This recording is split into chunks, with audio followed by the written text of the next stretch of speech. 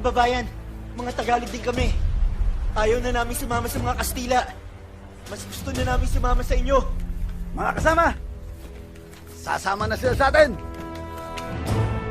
Noong mga panahong nakikipaglaban ng ating mga bayani laban sa mga Kastila para sa kalayaan ng ating bayan, alam mo ba, malaki rin ang naging partisipasyon ng mga kababaihan sa mga naturang labanan.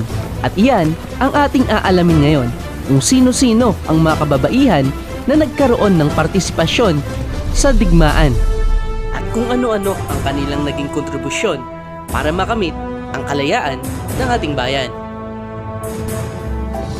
Unahin na natin si Gregoria de Jesus. Isinilang si Gregoria de Jesus sa Caloocan. Panganay siya sa magkakapatid at masasabing naging maayos naman ang kanilang buhay. Katatatag lamang ng katipunan nang makilala niya si Andres Bonifacio. 18 taong gulang lamang siya, samantalang 30 taong gulang naman si Bonifacio na isa ng balo noong mga panahong yon. May namuong pagtitinginan sa pagitan ng dalawa.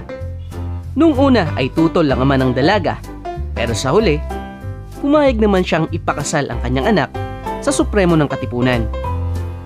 Bago pa man may kasal ang dalawa, sumapi na sa Katipunan si Gregoria de Jesus.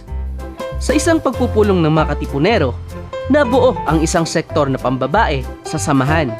Si Josefa Rizal, ang kapatid ni Jose Rizal, ay nahalal na pangulo, habang si Gregoria o si Oriang ay nahalal naman bilang pangalawang pangulo. Mahirap ang naging kalagayan nila Oriang, lalo na nang matuklasan ng Katipunan.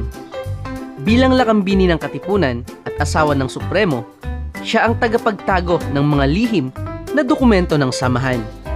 Sa tuwing matutunugan niya ang pagdating ng mga Espanyol sa kanilang lugar, sumasakay siya sa isang karetela at nililibot ang buong tondo.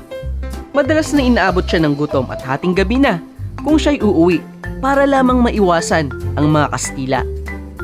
At siguro ang pinakamasakit na pangyayari sa buhay ni Oriang ay ang mamatayan ng asawa na hindi man lang nakita ang bangkay nito. Dahil noong ika-10 ng Mayo 1897, dinala sa bundok ng Maragondon sina Andres Bonifacio at Procopio na kanyang kapatid matapos ang kanilang paglilitis. Sila ay binaril at napatay, at ang masakit hanggang sa kasalukuyan ay hindi pa malaman kung nasaan ang kanilang mga labi.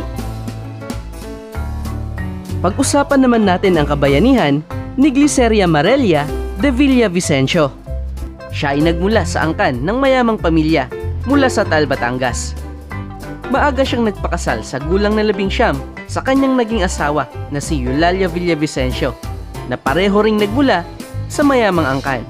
Parehong mahusay sa pagnenegosyo ang mag-asawa, kaya naman napalago nila ang kanilang mga ari-arian. Noong ginarote ang 3 paring martir o ang Gomburza noong 1872, ito ang naging hudyat sa mag-asawa upang maging aktibo sa propaganda. Hinangad na nila ang pagbabago at kalayaan ng kapwa Pilipino. Sa katunayan, tinulungan nila ang mga ilustrado tulad na lamang ni Jose Rizal nung siya ay nasa Hong Kong. Pinagkalooban nila ng tulong pinansyal si Rizal nang sa ganon ay maipagpatuloy niya ang pagsusulat ng mga nobela na gigising sa diwang makabayan ng mga Pilipino. Bukod dito ay sinuportahan din ng mag-asawa ang revolusyon noong 1896. Ipinagamit nila ang kanilang mga kamalig para sa pagmi-meeting at pagpaplano ng mga Katipunero. Ito ang dahilan ng pagdakip at pagkakakulong ng kanyang asawa na si Eulalia Villavicencio. Sa kabila ng pangyayaring ito, hindi nagpatinag si Gliceria at ipinagpatuloy niya ang pakikipaglaban. Nang gamitin ng mga Espanyol ang kanilang tahanan, sinikap niyang maging espiya laban sa mga ito. At noong taong 1898, ipinahiram niya ang kanyang barko kay Emilio Aguinaldo. Hindi siya tumigil sa pagtulong sa mga revolusyonaryo kahit pa sa panahon ng mga Amerikano. At iyan ang ipinamalas na kabayanihan ni Gliceria Villavicencio. Ang isa pa sa mga kababaihang nagpamalas ng kabayanihan noong panahon ng digmaan ay si Patrocinio Gamboa y Villarreal. Tubong Iloilo si Patrocinio Gamboa. Bagaman nagmula rin siya sa isang mayamang angkan, kabilang siya sa mga naghangad ng kalayaan ng Pilipinas mula sa Espanya. Mahilig siyang magbasa ng mga komposisyon ni Rizal at Graciano Lopez Haina. Hindi nagtagal, sumapi na rin siya sa mga nagre-revolusyon sa kanilang lalawigan. Hindi siya kaagad pinagdudahan ng mga Espanyol dahil siya ay babae. Nakatulong siya sa mga revolusyonaryo sa pamamagitan ng paniniktik o pag-eespiya at pag-iipon ng pondo para sa revolusyon. Naging aktibo rin siya bilang miyembro ng Red Cross. At ang pinakamahalagang bahagi ng kanyang pagiging kasapi ng puwersa ng revolusyon ay nang matagumpay niyang malampasan ang mga bantay na kalaban mula Haro, Iloilo hanggang sa kampo ni General Delgado sa Santa Barbara, Iloilo. Dala-dala ang watawat ng Pilipinas na gagamitin para sa pagpapasinaya o sa gaganaping inaugurasyon ng pamahalaang revolusyonaryo sa Iloilo. Kahangahangang katapangan at pakikipagsapalaran ng ipinamalas ng ating bida rito. Bago pa man kasi makarating sa kampo ni General Delgado, katakot-takot at napakahigpit ang pagbabantay ng mga Espanyol sa mga lugar na madadaanan. At ang sino man na mahuhuli ng mga Espanyol na may dala-dala ng watawat ng mga revolusyonaryo, agad nila itong pinapatay. At dito na nga pumasok ang matalino at uwais nating bida na si Patrocinio Gamboa. Itinali niya sa kanyang baywang ang watawat na gagamitin, sa kanya isinuot ang kanyang damit. Kasama niya ang isang katipunero na siyang nagpanggap naman na kanyang asawa. Sa tuwing dumaraan sila sa tapat ng mga nagbabantay ng mga sundalong Espanyol, umaarte ang dalawa na tila nag-aaway. Sa pangyayaring ito ay natatawa ang mga sundalong Espanyol at nakaligtaan na nilang kapkapan at pinalalampas na lamang nila ang mga ito.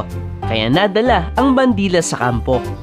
At ito ay matagumpay na nailadlad sa pangunguna ni General Martin Delgado. Bukod pa rito, noong panahon ng mga Amerikano, inalagaan at inarugan niya rin ang mga revolusyonaryong may sakit at nasugatan noong digmaan.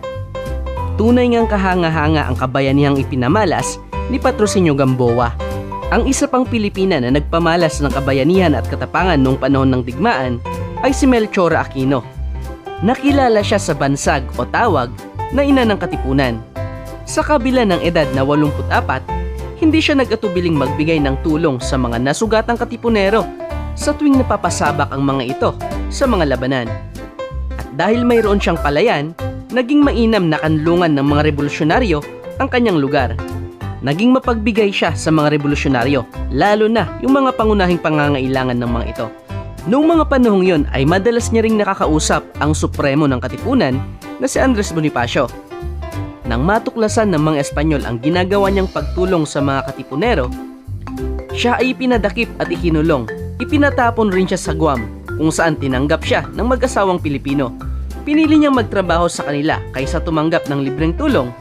Nakabalik siya sa Pilipinas noong 1903, noong nasa ilalim na ng kapangyarihan ng mga Amerikano ang Pilipinas.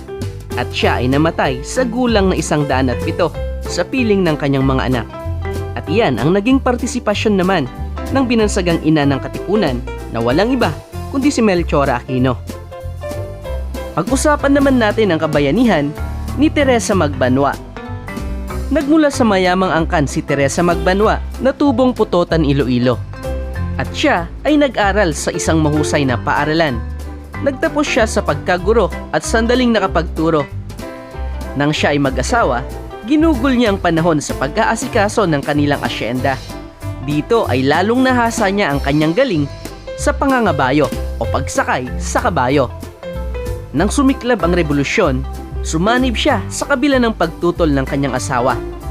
Naunang sumapi sa katipunan ang kanyang dalawang kapatid na lalaki na pawang may mataas na katungkulan sa katipunan. Pinamunuan niya ang isang pangkat ng mga kalalakihan. Tumulong siya sa pakikipaglaban. Nakilala siya sa kanyang husay sa pamumuno at tinawag na Nay Isa. Maraming mga labanan ang kanilang naipanalo. Sa kabila ng gutom at kakulangan sa armas, unti-unting naagaw nila ang mga bayan ng Panay hanggang masakop ng puwersang revolusyonaryo ang buong isla.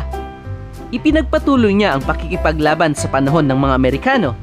Naging gerilya sila kasama ang dalawa niyang kapatid. Ngunit sa kasamaang palad, parehong napatay ang kanyang mga kapatid.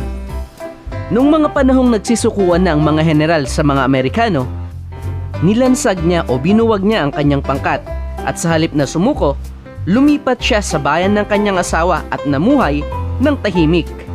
Noong 1947 ay namatay si Teresa Magbanua. At iyan ang mga naging partisipasyon at kabayanihan ng mga kababaihan noong panahon ng digmaan na hinding-hindi mabubura kailanman sa kasaysayan